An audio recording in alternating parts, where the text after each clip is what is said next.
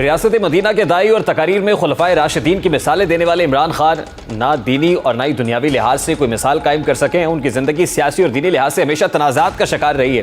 اس میں ایک تنازع ان کے موجودہ نکاح سے متعلق ہے، جس کے بارے میں شروع سے ابہام تھا کہ ان کا نکاح عدت کے دوران ہوا ہے، لیکن تب صرف معلومات موجود تھی، کوئی واضح ثبوت یا گواہ موجود نہیں تھا۔ لیکن کچھ عرصہ قبل ان کا نکاح پڑھانے والے نکاح خان مفتی سعید نے اقرار کیا کہ عمران خان نکاح عدت کے دوران ہوا اور انہیں اس متعلق دھوکے میں رکھا گیا۔ بعد میں معلوم ہونے پر دوبارہ نکاح کر دیا گیا۔ عمران خان کے نکاح کو لے کر اب اسلام آباد کی مقامی عدالت میں درخواست دائر کی جا چکی ہے اور عمران خان اور ان کی اہلیہ بشریٰ بی بی کے خلاف غیر شرعی نکاح کے کیس میں نکاح خان مفتی سعید نے اپنا بیان قلم بند کرا دیا ہے۔ اپنے بیان میں نکاح خان کا کہنا تھا کہ 1 جنوری 2018 کو عمران خان نے مجھ سے کال پر رابطہ کیا۔ عمران خان سے اچھے تعلقات تھے اور ان کی کور کمیٹی کا ممبر تھا۔ عمران خان نے مجھ سے کہا کہ میرا نکاح بشریٰ بی بی سے پڑھوا دو۔ عمران خان نے کہا کہ نکاح پڑھانے کے لیے لاہور جانا تھا۔ مفتی سعید کے مطابق بشریٰ بی بی کے ساتھ ایک خاتون نے خود کو بشریٰ بی بی کی بہن ظاہر کیا اور خاتون سے میں نے پوچھا کہ بشریٰ بی بی کا نکاح شرعی طور پر ہو سکتا ہے۔ بہرکیف ان کو دھوکے میں رکھا گیا اور عدت کے دوران نکاح پڑھوایا گیا۔ یہ نکاح غیر شرعی اور غیر قانونی تھا۔ اس بات کا اعتراف خود مفتی سعید کر رہے ہیں۔ پہلے تو یہ بیان حلفی موجود، اب ایک ویڈیو سٹیٹمنٹ بھی سامنے آ گیا۔ ویڈیو سٹیٹمنٹ پروڈیوسر صاحب پلیز پلے کر سکیں۔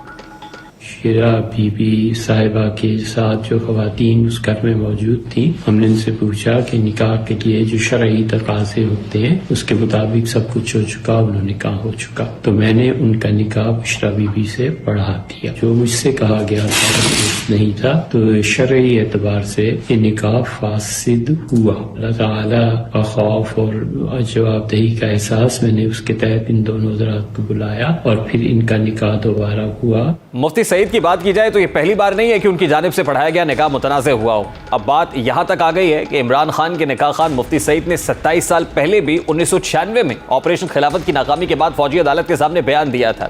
جرہ کے دوران اپنی صفائی میں ایک اہم واقعہ بھی بیان کیا جو شاید اس وقت اہم نہیں تھا، وہ تھا جنرل قمر جاوید باجوہ کے سسر جنرل اعجاز امجد کا دوبارہ نکاح۔ فوجی عدالت میں مفتی سعید نے کہا کہ میجر جنرل اعجاز امجد لیفٹیننٹ جنرل غلام محمد ملک کے حوالے سے میرے پاس آئے تھے اور میجر جنرل اعجاز امجد کا کیس پروموشن کے لیے پیش ہونے والا تھا۔ میجر جنرل اعجاز امجد کے قادیانی ہونے کی وجہ سے ان کی شخصیت کے بارے میں شبہات پائے جاتے تھے اور جنرل اعجاز امجد کا اصرار تھا کہ ان کی اہلیت قادیانی ہے جبکہ وہ خود مسلمان ہیں۔ چند ملاقاتوں کے بعد میں نے ان کو مشورہ دیا کہ ان کی بیوی کو مسلمان ہو جانا چاہیے اور یہ طے پایا تھا کہ ان کا نکاح دوبارہ پڑھایا جائے۔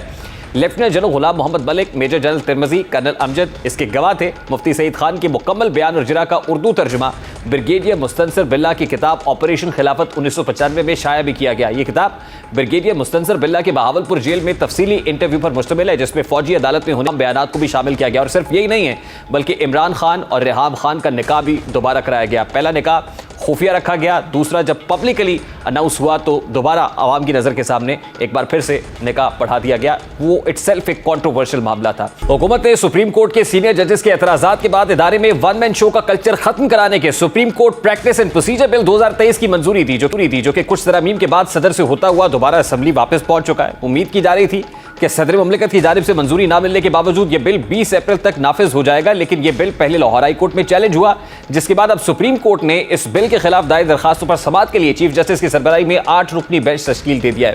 اس بینچ میں جسٹس اعجاز الحسن، جسٹس منیب اختر، جسٹس بزاری اکبر نقوی، جسٹس محمد علی مظہر اور جسٹس عائشہ ملک شامل ہیں۔ اس کے علاوہ جسٹس حسن اظہر رضوی اور جسٹس شاہد وحید بھی بینچ کا حصہ ہوں گے۔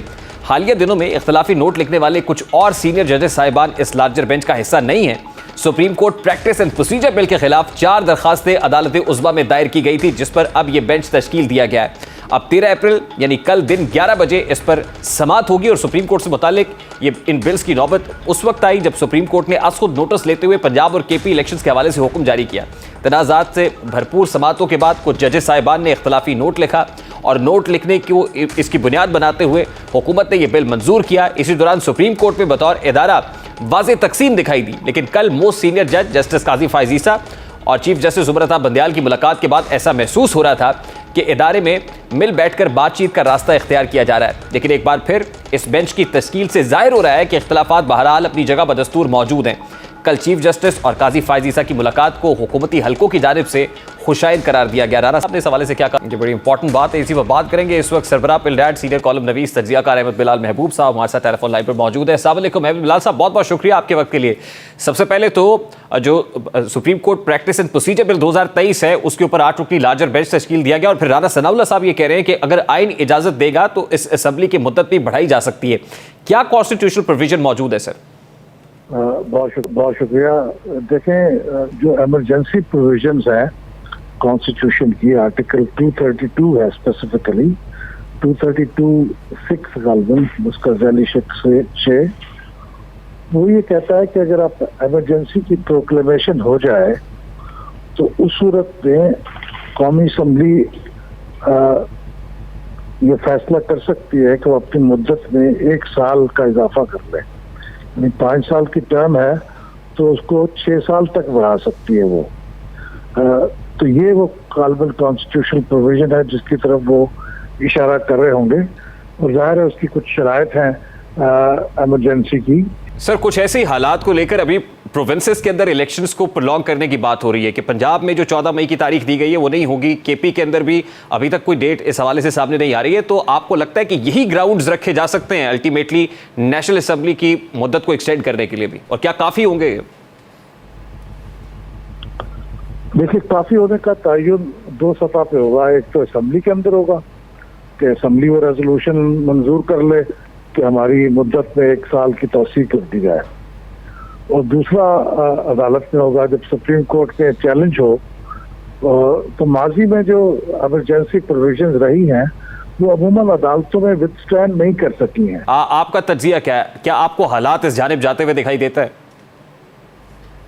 دیکھیے میں تو بہت فرینکلی آپ کو عرض کروں گا کہ صورتحال یہ ہے کہ اگر یہ پولرائزیشن اسی طرح رہی اور سیاسی جماعتوں نے اپنے درمیان پولرائزیشن کو ایڈریس نہ کیا, اور یہ پولرائزیشن اس وقت جو ہے یہ سیاسی جماعتوں کے درمیان ہی نہیں ہے. عمران خان صاحب تو ملٹری اسٹیبلشمنٹ کے خلاف بھی فرماتے رہے ہیں, گفتگو کرتے رہے ہیں, even as recent as a few days back. تو وہ اور پھر ان کی جماعت کے مبینہ طور پہ ان کی جماعت کے لوگ جو بیرون ملک ہیں وہ آرمی چیف اور اسٹیبلشمنٹ کے خلاف کافی زہریلی قسم کی گفتگو بھی کرتے رہے ہیں. اگر یہ سلسلہ جاری رہے گا تو پھر مجھے شک ہے کہ یہ اکتوبر میں بھی الیکشن شاید نہ ہو پائے. پروگرام کا وقت اپنے اختتام کو پہنچا. آپ سے ملاقات ہوگی انشاءاللہ کل. اپنا رکھیں خیال. اللہ حافظ.